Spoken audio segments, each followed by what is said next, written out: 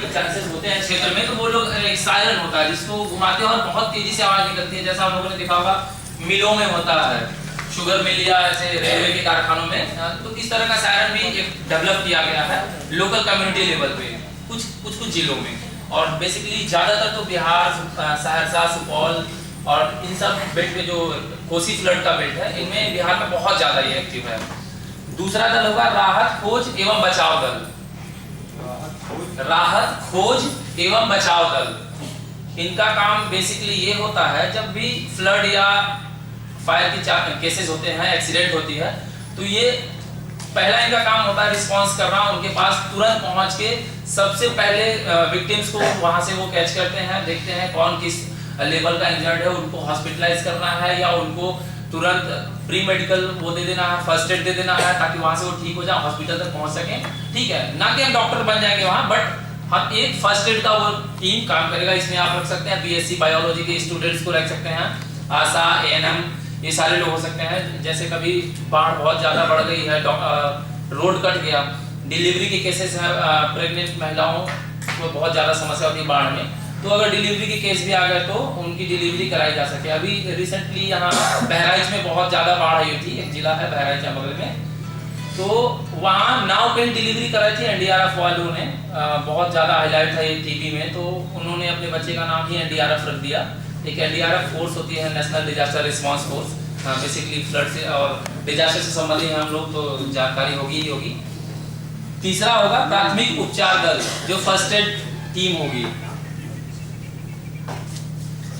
प्राथमिक उपचार दल, इसमें भी वो जो बायोलॉजिकल बच्चे होंगे, कुछ उनकी जैसे ये टीम होती है, मेडिकल स्टोर जिनका है गाँव में, या हॉस्पिटल के 1-2 कर्मचारी हैं जो लोकल हॉस्पिटल या प्राइवेट हॉस्पिटल खोल रखे हैं, उन लोगों को आप इसमें जोड़ सकते हैं प्राथमिक उपचार दल में। इसमें और एक दल में कम से कम 5 लोग तो रहेंगे ही रहेंगे। बेसिकली ये ध्यान दीजिएगा, एक दल में 5 लोग रहें और कोशिश ये करें कि एक दल में 5 लोगों में कोई एक परिवार का 2 सदस्य ना हो। जैसे अगर एक परिवार में 2 बच्चे हैं या 2 लड़के हैं या 2 लोग हैं तो ना रहे, क्योंकि आपदा के समय प्रत्युत्तर करने के समय हमें भी जोखिम में जाना पड़ता है।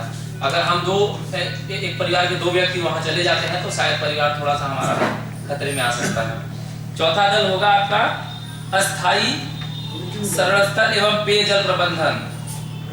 जो अस्थाई होता है, जैसे अभी हम लोगों ने टेम्परेरी सेंटर बना दिए ताकि बाढ़ या आग या भूकंप से पीड़ित लोगों को ले जाके वहाँ इवैक्यूएट करके हम वहाँ कुछ दिनों के लिए रख सकते हैं जहाँ खाने पीने की सुविधा हो।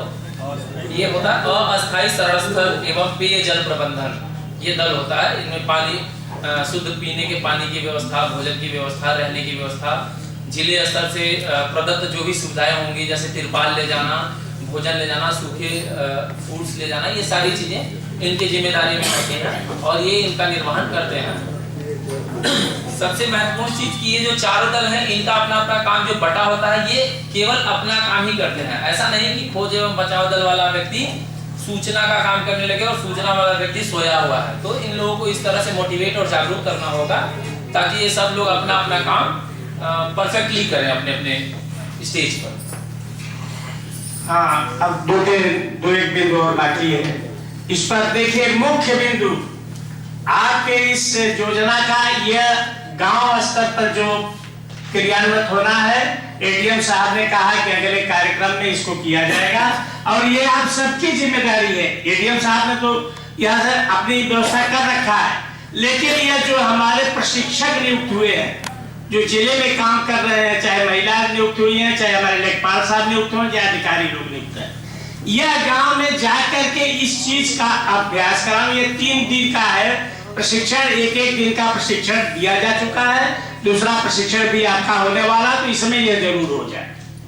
अगला, जैसे ये चूंकि फॉर्मेट हमारा वहां से बना हुआ है, उस पर आपको संकेत दिया जाएगा। जिला स्तर पर आयोजित प्रशिक्षण कार्य में दी गई सुविधाओं से आप संतुष्ट हैं, हाँ या ना। ग्राम स्तर पर आयोजित प्रशिक्षण कार्यक्रम में प्रतिभागियों को कौन कौन सी सुविधाएं दी गई, अगर दी गई तो लिखना है। ग्राम पंचायत स्तर पर आयोजित प्रशिक्षण कार्यक्रम में दी गई सुविधाओं से आप संतुष्ट हैं, हाँ नहीं। प्रशिक्षण कार्यक्रम को और प्रभावशाली बनाने हेतु आपका सुझाव। इस पर मतलब इस कार्यक्रम को किस रूप से और किया जाए, इस पर आपका सुझाव मांगा जा रहा है। प्रशिक्षण कार्यक्रम के दौरान प्राप्त जानकारी तथा इसकी उपयोगिता के निरंतरता बनाए रखने हेतु सुझाव। मतलब यह जैसे प्रशिक्षण एक बार हो गया फिर उसके बाद छोड़ दिया गया तो फिर वह सारा समाप्त हो जाता है। तो क्या इस प्रशिक्षण को निरंतर बनाने के लिए आप सुझाव दे रहे हैं, या मतलब जो आपका सुझाव होगा यह हमारा मुख्यालय इस पर गौर करेगा। वर्तमान आपदा प्रबंधन में क्षमता वर्धन प्रशिक्षण के पश्चात प्रशिक्षित व्यक्तियों द्वारा कितना सहयोग प्रदान किया जा रहा है।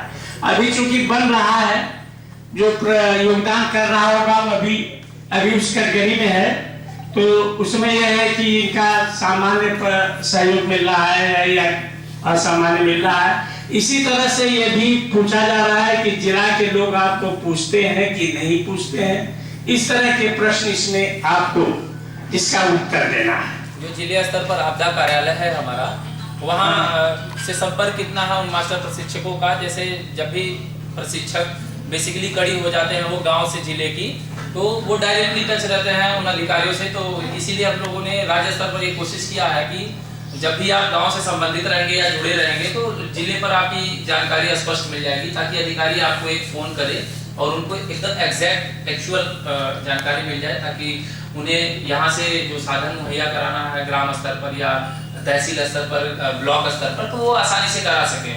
कितने लोग ऐसे पीड़ित हैं जिनको बहुत ज़्यादा सुविधा की जरूरत है, स्ट्रेचर की जरूरत है, एम्बुलेंस है, स्टीमर्स की जरूरत है, ठीक है, मोटर चालक कितने हैं आपके गांव में। इन सब चीज़ों की जानकारी मास्टर प्रशिक्षकों को बेसिकली होनी चाहिए कि उस गांव में नाविक कौन कौन है, नाव कितनी है, नाव अगर है तो मोटर चालित है या वो क्या डोंगी नाव होती है, ये है। तो इवैक्यूएशन के समय बहुत काम आती है सब छोटी छोटी चीज़ें। कुछ ट्रेनिंग्स के पार्ट होते हैं, जैसे राफ्ट बनाना लोकल चीज़ों से, जैसे चारपाई से, केले से, बोतल से, थर्माकोल से, जो हमारे यहाँ टीवी फ्रिज में थर्माकोल्स आते हैं, इन सब चीज़ों से राफ्ट बनाने की भी टेक्निक्स होती है, जो स्टेट लेवल पे सिखाया गया था, डिस्ट्रिक्ट लेवल पे भी बताया गया है। वही चीज़ें ग्राम पंचायत स्तर पर बताई जानी हैं या बताई जानी थी, बताई गई होंगी हमारे प्रशिक्षक महोदय द्वारा। तो ये सारी चीज़ें अगर नहीं हुई हैं तो मैं अनुरोध करूँगा सर से कि एक बार लोकल राफ्ट बताने की टेक्निक्स बता दी जाए, और इसमें किसी भी प्रकार की अगर आवश्यकता होगी मदद की या किसी भी तरह की हमारी सेवा की जरूरत होगी तो हम लोग, मैं इसी गोरखपुर जनपद का हूँ, तो जब भी आप हमें सेवा का अवसर देंगे तो हम यहाँ आके बड़े आसानी से इन चीज़ों को टेक्निकली बता सकते हैं सर। हाँ, तो जैसे हमारा जो ये फॉर्म आपका भरा जाना है, इसमें मास्टर ट्रेनर के रूप में श्री अशोक सेठ जी, और इसके बाद हमारा दूसरा फॉर्म है जिसमें पूरा जनपद इस व्यवस्था में अधिकारियों का दिखाई दे रहा है, और सबको जो मास्टर ट्रेनर के रूप में एडीएम साहब ने नियुक्त कर रखा है। तो ये दूसरा फॉर्म है 13वें वित्त आयोग क्षमता संवर्धन कार्यक्रम। इसमें एडीएम, नोडल अधिकारी, एसडीएम या अन्य ही, जैसे आप सभी लोग इस कार्यक्रम में जुड़े हुए हैं यहाँ, तो ये सभी लोगों को यह फॉर्म भरना होगा।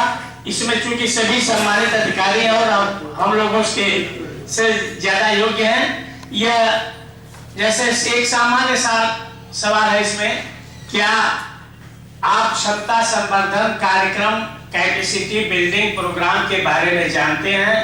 यदि हाँ तो जानकारी का माध्यम क्या है? इसमें है राज्य स्तरीय बैठक एवं पत्रावली द्वारा, जिला स्तर बैठक एवं पत्रावली द्वारा, प्रशिक्षण में प्रतिभाग द्वारा, मीडिया के माध्यम से या अन्य कोई माध्यम से।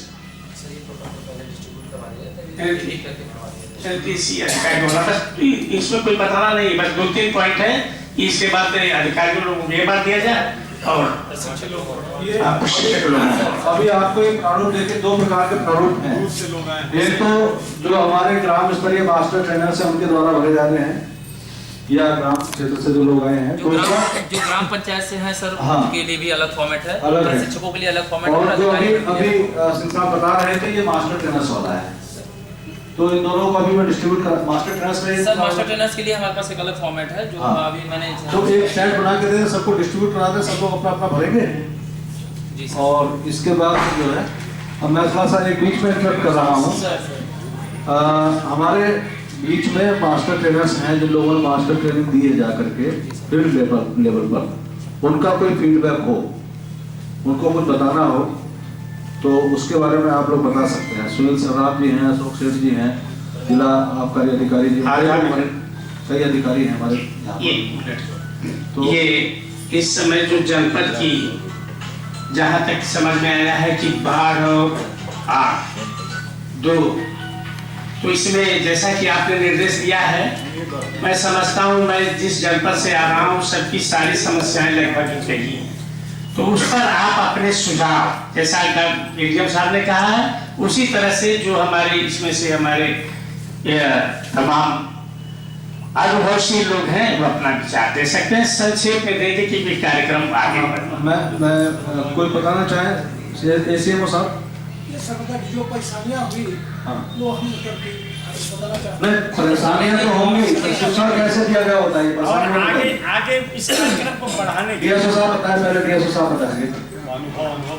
अनुभव बताइए। एडीएम साहब, सिटी मजिस्ट्रेट साहब, ये आपदा प्रबंधन के जो मुख्य अतिथि लोग हैं, आप या बाहर से या जनपद से अन्य लोग जो आए हुए हैं, जब इन परिचय के दौरान ही ज्ञात हुआ कि हम लोग मास्टर ट्रेनर के रूप में नियुक्त हैं। करीब एक मास्टर ट्रेनर को 4 ग्राम पंचायतें दी गई। हम लोगों ने निश्चित समय पर जा करके, जैसे कि पूर्व सूचना लेखपालों बातचीत नहीं, कृपया बातचीत नहीं। मेरे ख्याल से आपके माइक में आवाज नहीं जा रही है, दूसरा माइक ले लीजिए। ये नंबर के साथ साथ सेटिंग है ना माइक, जहाँ पर जिस नंबर पे वही बोलेगा। पूर्व सूचना के अनुसार वहाँ लोग इकट्ठे हुए थे। ये स्वाभाविक सी बात है कि हम लोगों के ट्रेनिंग देने के पूर्व जिस विधिवत तरीके से यहाँ बताया जा रहा है माननीय अतिथिगण द्वारा, इस तरह की कोई वहाँ विधिवत जानकारी उन लोगों को नहीं थी। कुछ जानकारियां थी जो व्यवहारिक थी। हम लोगों के पास प्रिंसिपल नॉलेज था और उन लोगों के पास व्यवहारिक नॉलेज था। हमें बड़ा अच्छा लगा कि बहुत से ऐसे गांव के बुजुर्ग थे जिनसे मैंने उनका अनुभव शेयर करना चाहा। खास करके जमुआ गांव है, मैं वहां मास्टर ट्रेनर था। हमने बताया कि आपकी उम्र करीब 75 वर्ष की है। जाने के बाद हमने सबसे पहले उस व्यक्ति को बुलाया जो सबसे उम्र का। स्वाभाविक सी बात है कि दैवीय आपदाओं की जो त्रासदी है सर्वाधिक वही व्यक्ति झेला होगा, देखा होगा। उस व्यक्ति से हमने पूछा कि आप अपना बताइए। उन्होंने जो बात बताई वो हम लोगों के कहीं भी थ्योरेटिकल नॉलेज में नहीं था। उन्होंने ये बताया कि आजकल तमाम इंफॉर्मेशन है, शिक्षित लोग हैं, जाकर के चाय स्टॉल पर आते बैठते हैं, पेपर पढ़ते हैं, सूचनाएं आने लगती हैं पेपर में कि घाघरा डेंजर जोन से ऊपर है, या रेडियो के द्वारा या तमाम माध्यम के द्वारा। तो शिक्षित लोग उसको शेयर करें जो अशिक्षित है। सूचना इंफॉर्मेशन जिसका अभी खास करके मैंने बहुत बहुमुखी प्रतिभा के धनी व्यक्ति जो अभी सर जी ने परिचय दिया, चाइना जाने वाले थे। हम लोगों का सौभाग्य है कि हम लोगों के बीच में है। मैं तो बीच में एडीएम साहब जो बोल रहे थे उसी समय अपेक्षा थी कि उत्तराखंड जैसी बड़ी त्रासदी को इन्होंने नग्न आंखों से देखा है, खास करके लाशों के बीच में रहकर काम किया है। मैं सबकी उत्सुकता के तरफ से अपनी उत्सुकता को समृद्ध करते हुए मैं अपेक्षा करूंगा कि जरा उस त्रासदी को भी हम लोगों के बीच जो काम किए हैं वो शेयर करें। जैसे बताओ हम लोग मास्टर ट्रेनर शेयर कर रहे हैं, तो उन्होंने बताया कि जो शिक्षित वर्ग है वो जो इन सब चीजों को नहीं जान सकता उनको बताएं। सावधान रहने की जरूरत है। इन जगहों पर घाघरा या मतलब गंगा नदी डेंजर जोन से ऊपर है, 2-3 दिन में बाढ़ आ सकता है। उन्होंने बताया कि हम लोग तो मौसम को मिजाज को देख करके जान लेते हैं कि बाढ़ आने वाली है। एक बहुत बड़ी चीज हो गई, अनुभव है। हवा के रूख को देख करके हम लोग जान जाते हैं कि मतलब कैसे बाढ़ आने वाला है, कैसे निपटना है। बागवान की टेक्निक तो एक आधुनिक टेक्निक है, सहूलियतें हैं उसमें। जैसे अभी आपने बताया कि लखीमपुर खीरी में बहुत लंबी बाढ़ आई थी, उसमें बहुत सी प्रसूति महिलाओं को नाव में ही डिलीवरी कराई गई। एक नया अनुभव है। मैं चाहूंगा कि इस बीच में शेयर करें आप उसको कि किस तरीके से मतलब यहाँ के जो अन्य जैसे स्वास्थ्य विभाग के एनएम है, आशा बहू है इत्यादि, मतलब किस तरीके से वो उस चीज को शेयर कर सके। पहला मेरा सुझाव यही है कि कहीं भी मास्टर ट्रेनर बतौर हम लोग या जिले या ग्राम स्तर के जो ट्रेनर है जो जाए तो कम से कम बुजुर्ग लोगों को उसमें अवश्य सम्मिलित करें, जैसा कि मैंने महसूस किया। उनके व्यवहारिक ज्ञान का हम लोग लाभ लें। और दूसरी बात यह है कि जितने डिपार्टमेंट है उन सभी डिपार्टमेंट वहां मौजूद रहे और रहे भी लोग अपने अपने जो सेवाओं का योगदान होता है वो दिए भी। और तीसरी और सबसे महत्वपूर्ण बात है कि अभी ने 4 दलों का आपने बताया कि ये 4 दल बनने चाहिए। वाकई में मैंने महसूस किया कि वाकई में ये बहुत ही, यदि ये 4 दल का गठन हो जाए तो हमारे हिसाब से वह गांव सेल्फ डिपेंड हो जाएगा कि बाढ़ के त्रासदी को, फर्स्ट चीज को तो जेल ही ले जाएगा। मैं बताया कि आप लोग जागरूक नागरिक हैं, पहले आपके गांव के जो संसाधन है, प्राथमिक विद्यालय है, जूनियर हाई स्कूल है, इंटरमीडिएट कॉलेज हो सकता है, डिग्री कॉलेज हो सकता है जो बड़ा गांव है, एक सिटी बिल्डिंग प्रोग्राम, इसका नाम शायद इसलिए रखा गया हो कि हमारे गांव में जो संसाधन है, जो अस्थायी चीज है, जहां पर आप पूरे एक मास लेवल के मतलब की आबादी को शिफ्ट करा सकते हैं, जहां पर कि हम लोग पिछले बार में देखे हैं कि बहुत से बाढ़ मतलब बहुत से लंबी बाढ़ आई और उसमें घर के छतों पर लोग चढ़े हुए हैं, छतों पर से लोग उतर नहीं रहे हैं। डीआरएफ अपील किया जा रहा है और स्पीकर से कहा जा रहा है कि आप लोग उतरिए और चलिए, सड़क लोग छोड़ नहीं रहे हैं, जबकि वो बिल्डिंग 24 घंटे पानी से घिरा हुआ है। तो वहां पर एक तरीके की जागरूकता की जरूरत है कि किस तरीके से उनको हम माइग्रेट कर सके, शिफ्ट कर सके एक जगह। यदि वो लोग इकट्ठा हो जाते हैं तो प्रशासन का काम आसानी से पूर्ण हो जाता है। कारण विद्यालय में यदि 500 की आबादी या 300 की आबादी इकट्ठा हो गई तो वहां शौचालय है, किचन है, हर चीज है, बिजली की सुविधा हो सकती है, जनरेटर की व्यवस्था कर सकते हैं। हम लोग वहां सही ढंग से एक तरीके से अपना जो हम सहयोग देना चाहते हैं उसको हम सही ढंग से कर सकते हैं। तो और बहुत से अभी सुझाव है, लेकिन अब और मास्टर ट्रेनर जो है उसको बताएंगे। और मैं खास करके आपसे अपील कर रहा हूँ कि अक्सर कुछ प्रतीक मानक होता है, उसको देख करके लोग आगे बढ़ते हैं, कुछ अपनी गहरी अनुभूतियां हैं, तो मैं अपेक्षा करता हूं कि आप अपनी गहरी अनुभूतियों को शेयर करें। बड़े दूर से लोग आए हुए हैं। ये बलिया जो है खास करके बाढ़ प्रभावित क्षेत्र है, जैसे हमारे माननीय एडीएम साहब ने कहा, और बाढ़ के त्रासदी को हम लोगों ने सम्मिलित रूप से झेला है। और स्वाभाविक सी बात है कि हम लोगों के झेलने में, देखने में और आप लोगों के करने के तरीके में स्वाभाविक सा कुछ अंतर होगा। तो मैं अपेक्षा करता हूं कि थोड़ा आप अपने स्तर से इन दूर दराज से लोगों को बताएं ताकि हम लोग भी कुछ सीखें और उससे हम लोग लाभ उठाएं। धन्यवाद। एक सुझाव की मुझे आवश्यकता महसूस हो रही है, जो मैंने एक्सपीरियंस किया कि गांव वालों को एक आध हफ्ते पहले, जैसे गांव में वो ढोल बजा करके मुनादी बोलते हैं, वो करा दी जाती है कि ताकि लोगों को, गांव वालों को पहले से ये जानकारी हो जाए कि अमुक तिथि को और इस जगह पे आपको इससे संबंधित ट्रेनिंग प्रशिक्षण दिया जाएगा। तो अगर एक आध हफ्ते पहले से गांव में इस तरह की मुनादी करा दी जाए तो हम लोगों को काफी सुविधा होगी और संख्या भी अपेक्षा के अनुरूप रहेगी। दूसरी बात जो हमने महसूस करी कि सभी कुछ अच्छा रहा, महिलाओं ने भी रुचि ली। और एक सर आसमानपुर के पास टीएस बंधा है, मैं तो पहली बार गया था, ऐसी स्थिति मैंने देखी थी जहाँ सड़क बिल्कुल नहीं थी और पास से वो बंधे की स्थिति थी। गांव वाले हमें वहां ले गए, बोले सर बंधा यहाँ के करीब ही है, जरा उसको आप देख लीजिए। वो 2 बार रिपेयर भी हो चुका है और उसके लिए उन्होंने हमसे अनुरोध किया कि सर इसको जरा आप जिले तक हमारी बात को पहुंचा दीजिएगा कि उसका थोड़ा सा और रखरखाव हो जाए। बाकी सब ठीक ही रहा और बस यही एक बात सुझाव था कि गांव वालों को पहले से थोड़ा सा इंफॉर्मेशन मिल जाए ताकि संख्या पर्याप्त रहे। बस धन्यवाद। अभी एक बात कर रहे थे हम लोग अर्ली वार्निंग सिस्टम में गांव में सायरन के संबंधित से मैंने भी थोड़ी सी दूसरे जानकारी।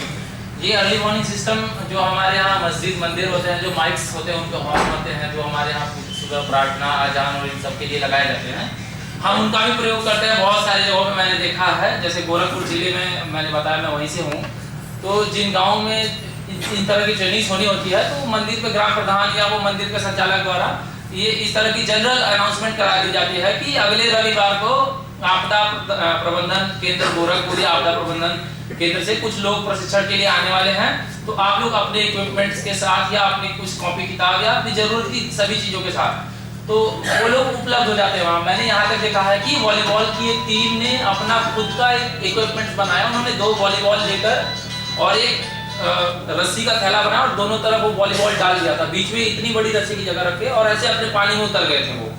वो बहुत सुरक्षित तरीका था उनका, उन्होंने यहाँ क्लिप कर लिया था पीछे रस्सी से। वो एक अच्छे भले 80 किलो से लेकर 100 किलो तक आदमी को बचाने के लिए पर्याप्त था।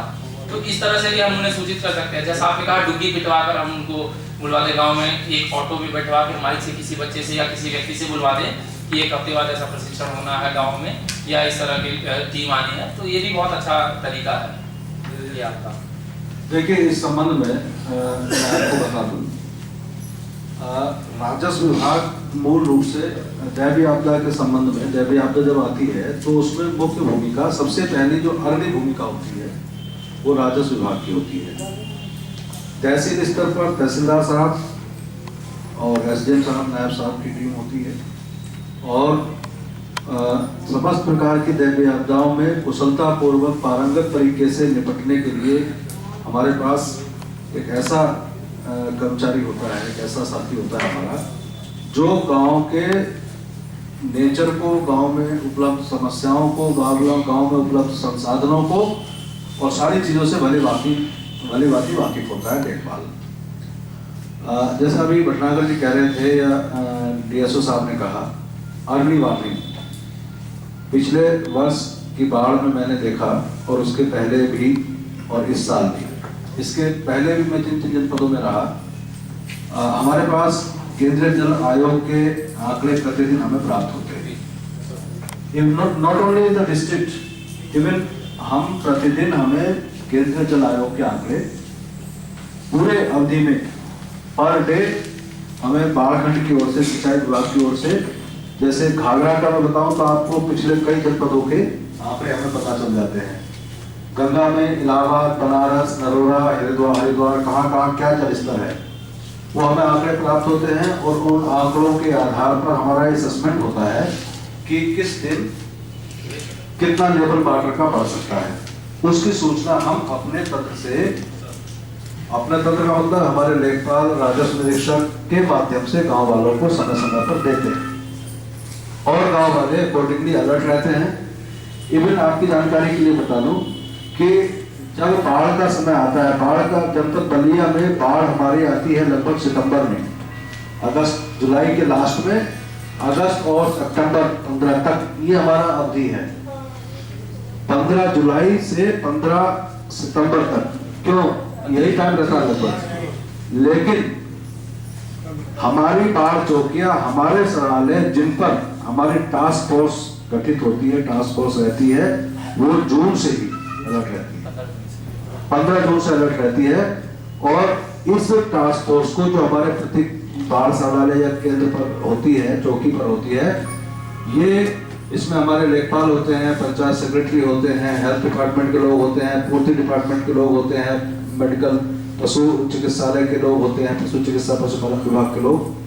तो बेसिकली ये एक टीम है 12-15 लोगों की जो उस पर्टिकुलर गांव में early warning, precautionary measures, during disaster जो भी एक्शन लेना है और इवन डिजास्टर समाप्त होने के बाद रिकवरेशन, रिहेबिलिटेशन, रिकवरेशन का जो काम करना होता है, ये 12-15 लोगों की टीम है जो संयुक्त रूप से उस पर्टिकुलर गांव में आपदा के पहले, आपदा के दौरान और आपदा के बाद भी सतत प्रयत्नशील कार्यरत रहती है। तो आपको मैं जैसे बता रहा था कि 350 गांव में भीषण बाढ़ यहाँ थी जो 45 डेज तक निरंतर यहाँ रही जनपद बलिया में लास्ट ईयर। और इन समस्त ग्रामों में रिसोर्सेज का आकलन हमारे साथ था पहले से, हमारा मैन फोर्स तैयार था, हमारे क्षेत्र के लोग भी पहले से ही एक्सपर्ट और पारंगत थे। कोई भी हमने जनहानि, पशु हानि ऐसी कोई घटना नहीं होने दी। एक विषय उठाया था अभी हमारे भटनागर साहब ने, हमारे मास्टर ट्रेनर हैं, मास्टर ट्रेनर्स ने बड़ी विस्तृत प्रशिक्षण गांव में जाकर लोगों को दिया है। प्रथम फेज था। सेकंड फेज में मैं अभी और आगे बताऊंगा कैसे कैसे आप लोगों को फिर एक बार ट्रेनिंग दी जाएगी, फिर तरह प्रणाली आपको फील्ड में भेजा जाएगा। गांव में जब भी प्रशिक्षण हो तो लेखपाल साहब यहाँ पर हैं, आप पंचायत सेक्रेटरी जो भी रिप्रेजेंटेटिव गाँव के हैं मास्टर ट्रेनर्स के संपर्क में रहेंगे और मास्टर ट्रेनर्स के द्वारा जिस डेट को भी वहाँ पर प्रशिक्षण होगा उससे वेल इन एडवांस 4-5 दिन पहले, सप्ताह भर पहले हर गांव में लाउड स्पीकर है, बीटिंग ऑफ द ड्रम ये लाउड स्पीकर के माध्यम से खुली जगह पर प्रशिक्षण कराएंगे और वहाँ पर यंत्रों का प्रयोग, संसाधनों का भी पूरी सूची बना ली जाए कि गाँव में समस्याएं किस किस प्रकार की है। हर गाँव के समस्याओं का नेचर अलग अलग हुआ, थोड़ा बहुत वेरी करेगा, समस्याएं किस तरह की हैं और उन समस्याओं को दूर करने के संसाधन हमारे पास क्या क्या है, इसका पूरा विवरण आपको कराएंगे अगले उसमें मास्टर ट्रेनर्स के सहायता की मदद से। मॉक ड्रिल भी कराना है, बीच बीच में कई गांव में मॉक ड्रिल हुई है, फिर एक बार एक्सटेंसिव तरीके से। इसके साथ साथ जैसा भी हमारे जो अतिथि आए हैं राज्य आपदा प्रबंधन प्राधिकरण से, आपने बहुत बढ़िया 4 प्रकार के दलों का गठन की बात बताई है और ये एक तरह से हमारे चारों मॉडर्न स्केल पर नहीं लेकिन चारों प्रकार के दल हमारे गाँव में हैं। हमारे सूचना पूर्व चेतावनी का मैंने बताया ना कि हमारे पास जो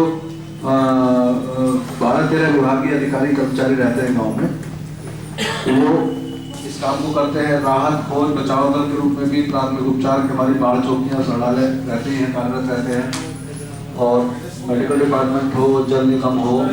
हाँ, एक चीज अब राज्य आपदा प्रबंधन प्राधिकरण या प्रबंधन जो डिजास्टर मैनेजमेंट से रिलेटेड चीजें हैं उनमें एक चीज बहुत बढ़िया चीज शामिल है कि प्रत्येक गांव में ही गांव के वॉलंटियर्स और उस क्षेत्र में अनुभव रखने वाले या उस क्षेत्र में रुचि रखने वाले कम से कम 4 प्रकार के दलों का गठन 8-8, 10-10 साल के उसमें मजबूत बढ़िया वाले 10-15 हौसला का गठन हम लोगों को करना है, ताकि जैसा आप कह रहे थे कि गांव लेवल पर ही समस्या का समाधान हो जाए। तो मास्टर ट्रेनर्स को मैं आगे मैं बताऊंगा और आप लोगों को भी कि किस किस प्रकार से इन दलों का गठन किया जाना है, कौन कौन लोग इन दलों में होंगे। अनविलिंग हॉर्सेस नहीं होने चाहिए, ऐसे आदमी हो जो जागरूक हो, इच्छुक हो, एनर्जेटिक हो और जिनके पास ज्ञान भी हो, नॉलेज भी हो। ऐसे ऐसे लोगों का एक समूह बनाने हैं, टास्क फोर्स गठित करनी है ताकि वो किसी प्रकार की दैवीय आपदा आने पर गांव लेवल पर सबसे पहले कार्य करने के लिए तैयार रहे। ऐसे लोगों का गठन हमें करना है और इस क्रम में अगर किसी और को कोई सुझाव देना हो तो बता सकते हैं। हाँ, सब प्रारूप बंटवा देंगे। मैं एक चीज और जानना चाहूंगा। सेठ जी कुछ कहना चाहते हैं? सेठ जी तो हमारे सबसे सीनियर साथी हैं। हमारा एक्सपीरियंस की बहुत जरूरत होती है। इसके अंदर जो सबसे बड़ी कमी देखी सर एक बार ऐसे ही पूछ दीजिए, जो मास्टर प्रशिक्षण था वो जो फॉर्म मांग लेंगे आप कि जागरूकता की बहुत कमी। आज मीडिया हमारा इतना आगे बढ़ चुका है। अब देखिए, स्वच्छता अभियान एक जगह से शुरू हुआ तो आज पूरे दुनिया में पहुंच गया। मीडिया में हिंदुस्तान के पूरे दुनिया में पहुंच गया। इसी तरीके से ये आपदा वाला जो है सबकी नॉलेज में है, लेकिन उसका प्रचार नहीं, लोगों को देहात में उसका ज्ञान मीडिया के थ्रू, हमारे लेखपाल लोगों के थ्रू उसके पर्चे बटे सबके जो लोगों को पढ़ने को मिले। आज विद्यालय में बच्चे हैं, उनके पेरेंट्स के पास पहुँचे बुक्स में रख के। दूसरा जो सबसे कमी साहब जो हमें महसूस हुई, हमारे भाई ने भी इस चीज तरफ आपका ध्यान दिया। जिस क्षेत्र में आपने कहा कि आग और बाढ़, दो चीज सबसे बड़ी है और इन दोनों चीजों के लिए सबसे पहले जरूरी है कि वहां पर हम कैसे पहुंचे लगने के बाद। लेकिन हम गए गरहरा गांव, पहुंचने में हमारी गाड़ी आधी हो गई। लौटने का हमें हुआ मन कि कैसे वापस लौटे। उस सड़क से बांध वाली। तो जब सड़क ही नहीं होगी इन लोगों के लिए वहां तक पहुंचने की, तो मदद कैसे करेंगे सर? तो सबसे पहले हमें स्ट्रक्चर तैयार करना है देहातों में, जो वहां तक पहुंचने की जो रोड्स हैं कम से कम वो तो इस लायक हो कि जरूरत पड़ने पर हम लोग वहाँ इमीडिएट पहुँच जाएं। अब मालूम पड़ा कि गहरा में आग लगे 3 घंटे में हम धीरे धीरे पहुँच रहे हैं, हमारी गाड़ियाँ नहीं पहुँच रही, जबकि बिल्कुल नगर के साथ सटा हुआ है। तो आपदा के थ्रू हमें इन सब चीज़ों की तरफ ध्यान देना पड़ेगा कि जो एक है और